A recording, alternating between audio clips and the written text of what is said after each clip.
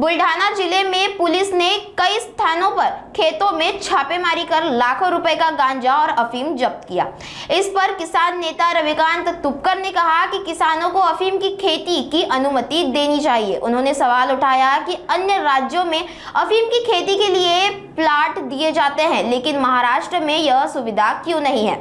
सुनिए किसान नेता रविकांत तुपकर इनका विस्तृत बयान। बुलढाणा जिल्ह्यातल्या अनेक शेतकऱ्यांच्या शेतामध्ये पोलिसांनी धाडी टाकल्या आणि त्या शेतकऱ्यांनी अफूची शेती केली असा आरोप आणि असा ठपका त्यांच्यावर ठेवला।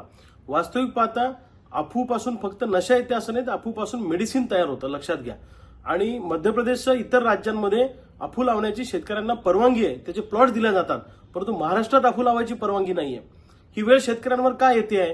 कारण एका बाजूला सोयाबीनला भाव सरकार द्यायला तयार नाही, दुसऱ्या बाजूला कापसाला भाव नाही, कोणत्या शेतीमालाला भाव नाही, शेतकरी कर्जमाफी करायला सरकार तयार नाही आणि शेतकरी आत्महत्येच्या उंबरठ्यावर उभा आहे।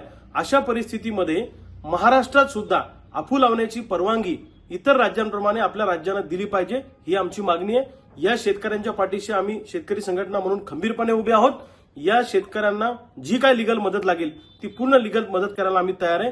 शेतकरी संघटनांची सातत्याने मागणी राहिलेली आहे की आम्हाला अफू लावायची परवानगी द्या।